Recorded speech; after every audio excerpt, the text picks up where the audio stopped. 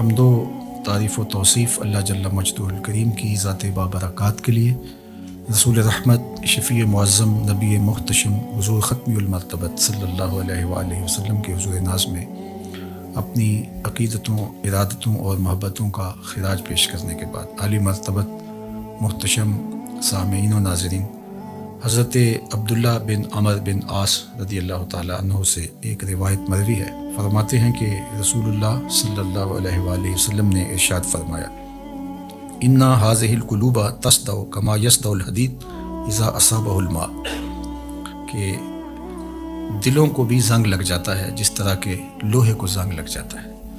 لوہے کو جب پانی لگ جائے تو وہ زنگ آلود ہو جاتا ہے۔ اسی طرح گناہوں کے سبب، غفلتوں کی وجہ سے دل بھی زنگ آلود ہو جاتے ہیں۔ اللہ تعالیٰ ہمارے دلوں کو زنگ آلود ہونے سے محفوظ فرمائے۔ لیکن یہ ایک حقیقت ہے، ہماری مسلسل غفلت اور اعمال بد اور گناہوں کے سبب سے دل زنگ آلود ہو جاتے ہیں۔ قیل یا رسول اللہ صلی اللہ علیہ وسلم وما جلاؤها، عرض کی حضور اس کا علاج کیا ہے؟ ان دلوں کو روشنی کیسے ملے گی؟ زنگ کیسے اترے گا؟ دل اجلے کیسے ہوں گے؟ تو اللہ کے محبوب علیہ السلام نے ارشاد فرمایا، قالا کثرت و ذکر الموت و تلاوت القرآن، کثرت کے ساتھ موت کو یاد کرنا اور قرآن مجید کی تلاوت کرنا، یہ دو ایسے عمل ہیں کہ جو دلوں کا زنگ اتار دیتے ہیں۔ کثرت ذکر موت دنیا کی محبت کم کرتی ہے، اور جب انسان اپنی موت کو یاد رکھتا ہے تو موت کی یادداشت دنیا کی لذتوں سے محفوظ رکھتی ہے، بلکہ فرمایا کہ لذتوں کو توڑنے والی کو یاد کرو۔ عرض کی یا رسول اللہ صلی اللہ علیہ وسلم لذتوں کو توڑنے والی کیا چیز ہے؟ تو فرمایا موت۔ تو موت خواہشات کو کم کرتی ہے، آرزوؤں کو محدود کرتی ہے۔ تو یہ ہمیں ہر وقت مستحضر رہنا چاہیے کہ ہم یہاں ہمیشہ کے لیے نہیں آئے، ہم نے کچھ عرصہ گزارنے کے بعد یہاں سے ایک اور دنیا کی طرف کوچ کر جانا ہے۔ یہ جب ہمارے تصور میں رہے گا اور ہم اس سے غافل نہیں ہوں گے تو پھر کبھی بھی ہم اللہ کی نافرمانی کی طرف نہیں آئیں گے، بلکہ اچھے اعمال کی طرف ہی ہماری رغبت ہوگی۔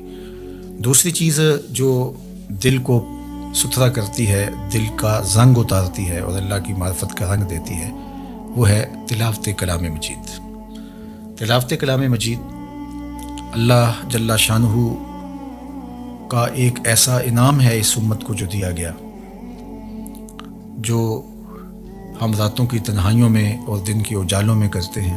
ہماری نمازوں کے اندر قرآن مجید کی تلاوت کو رکھا گیا، ہمیں قرآن مجید کی تلاوت کی ترغیب دی گئی۔ تو یہ اللہ کا کلام ہے، اور اللہ کے کلام کی جو تاثیرات ہیں وہ دلوں کو نور بخشتی ہیں۔ تو جب دل قرأت قرآن سے، تلاوت کلام مجید سے، قرآن مجید میں غور و فکر اور تدبر کرنے سے دلوں کو معرفت الہیہ نصیب ہوتی ہے اور دلوں کو نور ملتا ہے، دل اجلے ہو جاتے ہیں اور پاکیزہ ہو جاتے ہیں۔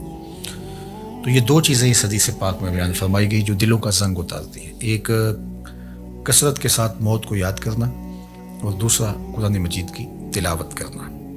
اور ایک اور حدیث پاک میں جو اللہ کے محبوب علیہ السلام کا فرمان عالی شان ہے، بیان فرمایا گیا، اِنَّ لِكُلِّ شَيْءٍ ثَقَالَةً، ہر شے کا زنگ کسی نہ کسی شے سے اترتا ہے، وَإِنَّ ثَقَالَةَ الْقُلُوبِ ذِكْرُ اللَّهِ، اور دلوں کا زنگ اللہ کے ذکر سے اترتا ہے۔ ذکر الہی کرنے سے دل نور پاتے ہیں اور زنگ اترنا شروع ہو جاتا ہے۔ اور آقا کریم نے یہ بھی ارشاد فرمایا، وَمَا مِن شَيْءٍ أَنْجَى مِنْ عَذَابِ اللَّهِ مِنْ ذِكْرِ اللَّهِ، اللہ کے عذاب سے نجات دینے والی ذکر الہی سے بڑی کوئی چیز نہیں ہے۔ سب سے زیادہ اللہ کے عذاب سے جو نجات دیتا ہے وہ اللہ کا ذکر ہے۔ تو کثرت ذکر دلوں کا زنگ اتارتا ہے اور اللہ کی معرفت کا نور نصیب ہوتا ہے۔ حضرت یحییٰ بن معاذ رضی اللہ تعالیٰ عنہ فرماتے ہیں کہ دل زنگ آلود ہو جائیں، بیمار پڑ جائیں اور غفلت کے مرض میں مبتلا ہو جائیں تو 5 اشیاء ایسی ہیں جو دلوں کو شفا دیتی ہیں، دلوں کا علاج ہے اور دلوں کو جلا بخشتی ہیں۔ فرمایا سب سے پہلے تو قراءۃ القرآن بالتفکر، تفکر کے ساتھ قرآن مجید کی تلاوت کرنا، جو کہ حدیث پاک میں بھی آپ نے سماعت کیا۔ اور دوسرا فرمایا وخلاء البطن، اور پیٹ کا خالی ہونا۔ بھرے ہوئے پیٹ غفلت کا سبب بنتے ہیں، اس لیے کثرت کے ساتھ روزے رکھنے چاہیے۔ روزہ اللہ جل شانہ کی قربت کا ذریعہ ہے اور تقوی کا نور دیتا ہے اور باطن کی جلا کا سبب اور ذریعہ ہے۔ تیسری بات فرمائی وقیام اللیل، راتوں کو قیام کرنا، جب دنیا سو جائے مصلی بچھا لیں اور اللہ کے حضور آہوزاری کریں اور اللہ کے حضور سجدہ ریزیاں کریں، قیام اور رکوع سے اپنے روٹھے ہوئے رب کو منائیں۔ اس سے دلوں کے زنگ اترنا شروع ہو جائیں گے اور دل اللہ کی معرفت کا رنگ پکڑنا شروع کر دیں گے۔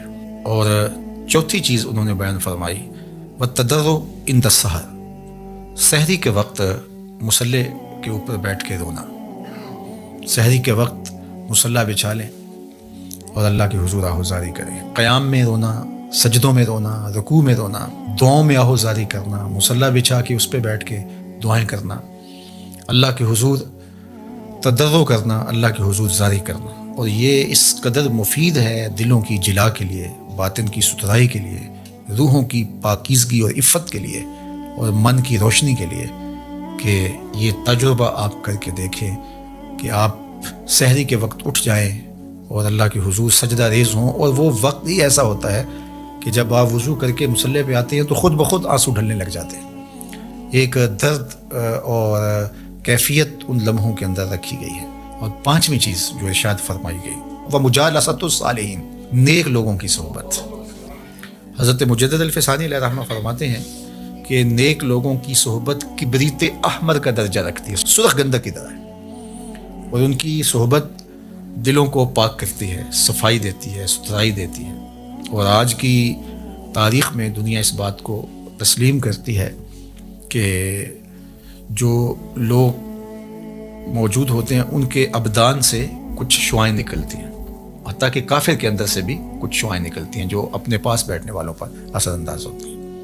تو اسیری لہریں نکلتی ہیں مختلف لوگوں کے وجود سے، تو اگر وہ اچھا ہوگا تو اس کے اثرات لوگوں کے اوپر مرتب ہوں گے، اور اگر وہ برا ہوگا تو اس کے اثرات برے اس کے اوپر مرتب ہوں گے۔ اور یہ ایسا تجربہ ہے کہ جو آپ کر سکتے ہیں۔ اچھے لوگوں کی صحبت میں بیٹھنا اٹھنا شروع کریں، خود بخود آپ محسوس کریں کہ ایک اندر کچھ اتر رہا ہے، نور اتر رہا ہے، روشنی اتر رہی ہے۔ اچھے لوگوں کی صحبت میں بیٹھ کر رغبت دنیا کم ہوتی ہے، رغبت آخرت بڑھ جاتی ہے، انسان اپنا محاسبہ کرنے لگ جاتا ہے، نیکی کی طرف اس کے قدم اٹھنے لگ جاتے ہیں، برائی سے رکنا شروع کر دیتا ہے۔ اور برے لوگوں کی صحبت میں بیٹھنا شروع ہوں گے تو آپ کی نمازیں چھوٹنے لگ جائیں گی، آپ کی نظر میں ناپاکیزگی آنے لگ جائے گی، آپ کی سوچوں میں آوارگی آنے لگ جائے گی، طلب دنیا بڑھنا شروع ہو جائے گی، تکبر، رونت، غرور، یہ سب کچھ اترنا شروع ہو جائے گا برے لوگوں کی صحبت سے۔ اس لیے برے لوگوں کی صحبت سے ایسے بھاگا جائے جیسے کسی موذی جانور سے بھاگا جاتا ہے۔ رومی نے تو کیا خوب کہا کہ تا توانی دور شو از یار بد، یار بد بدتر بود از مار بد، کہا جہاں تک ممکن ہو برے یار سے دور رہے، اور پھر فرمایا کہ برا یار برے سانپ سے بھی برا ہے۔ وہ کیوں؟ کہا کہ سانپ لڑتا ہے تو جان لیتا ہے، برا یار لڑتا ہے ایمان لیتا ہے، آخرت برباد کر دیتا ہے۔ اس لیے اچھے لوگوں کی صحبت کو تلاش کرنا چاہیے، اور اچھے لوگ مل جائیں تو ان کی صحبت کو غنیمت سمجھنا چاہیے۔ مجھے واصف علی واصف مرحوم کا ایک جملہ یاد آیا، انہوں نے کہا تھا جس شخص کے بارے میں تمہیں شک ہونا کہ اللہ کے قریب ہے اس کے نیڑے لگ جاؤ، تمہیں شک بھی پڑ جائے کہ یہ بندہ اللہ کے قریب ہے تو پھر اس کے نیڑے لگ جاؤ، اس کی غلامی اختیار کر لو، اس کی نوکری اختیار کر لو، اس کی صحبت اختیار کر لو۔ تو یہ 5 چیزیں حضرت یحییٰ بن معاذ فرماتے ہیں کہ اجڑے ہوئے دلوں کو آباد کر دیتی ہیں، بیمار دلوں کے لیے پیام شفا ہے، اور دلوں کے زنگ اتار کے اللہ کی معرفت کا رنگ دیتی ہیں۔ اور ان میں سے قراءۃ القرآن بالتفکر، دوسرا خلاء الباطن، تیسرا قیام اللیل، اور چوتھا التضرع عند السحر، اور 5واں مجالسۃ الصالحین، نیک لوگوں کی مجلس صحبت۔ میاں صاحب نے بھی کہا تھا صحبت مجلس پیر میرے دی بہتر نفل نمازوں، ہک ہک سخن شریف سونے دا کردہ ماہر مرازوں۔ اللہ اکبر۔ چونکہ ظاہر ہے جو خیر پر مشتمل بندہ ہوگا تو وہ جب بھی بیٹھے گا خیر ہی بانٹے گا۔ الاناؤ یترشع بما فیہ، برتن سے وہی ٹپکتا ہے جو برتن کے اندر ہو۔ تو کسی اچھے آدمی کی صحبت میں آپ بیٹھیں گے تو وہ خیر ہی دے گا، وہ آپ کے لیے رحمت کا سبب اور ذریعہ بنے گا. اور برا آدمی چونکہ اس کے اندر ہی شر ہے، اس کے اندر ہی برائی ہے، تو وہ خیر دے ہی نہیں سکتا چونکہ اس کے اندر ہے ہی نہیں، تو اس کے اثرات ضرور مرتب ہوں گے. اور اللہ کے محبوب علیہ السلام نے اچھے جلیس اور برے جلیس کی مثال دی کہ جو اچھا جلیس ہے فرمایا اس کی مثال عطر بیچنے والے کی ہے.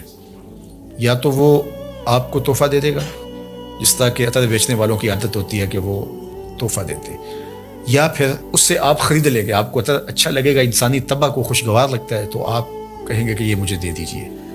اور تیسری بات فرمائی کہ اگر نہ وہ تمہیں ہدیہ کرے اور نہ تم خرید سکو تو جب تک اس کے پاس بیٹھے رہو گی خوشبو آتی رہے گی. اور برے جلیس کی مثال فرمائی کہ وہ بھٹی دھونکنے والے کی ہے. یا تو کوئی چنگاری اڑے گی اور تمہارے کپڑوں پہ پڑے گی اور ان کو جلا کے خاکستر کر دے گی. اور اگر ایسا نہیں ہے تو جب تک بیٹھے رہو گے تمہیں اس کی بدبو سے اور تعفن سے تکلیف پہنچتی رہے گی اور اس کے دھوئیں سے تمہیں اذیت پہنچتی رہے گی. اب تمہارا انتخاب ہے کہ تم اچھے لوگوں کی صحبت میں بیٹھتے ہو یا برے لوگوں کی صحبت میں بیٹھتے ہو. تو دلوں کا علاج پھر اللہ کے ذکر سے ہے. دلوں کا زنگ قرآن مجید کی تلاوت سے اترتا ہے. دلوں کا زنگ قرآن مجید میں غور و فکر کرنے سے اترتا ہے. دلوں کا زنگ اللہ کے ذکر سے اترتا ہے. دلوں کا زنگ کثرت کے ساتھ موت کو یاد کرنے سے اترتا ہے. دلوں کا زنگ سحری کے وقت اٹھ کے اللہ کی حضور آہوزاری کرنے سے اترتا ہے. دلوں کا زنگ صالحین نیک خصلت لوگوں کی صحبت میں وقت گزارنے سے اترتا ہے. اللہ ہمارے دلوں کو مصفہ اور مزکہ فرمائے اور ہمارے باطن کو ستھرائیاں، پاکیزگیاں اور نور و نکہت عطا فرمائے.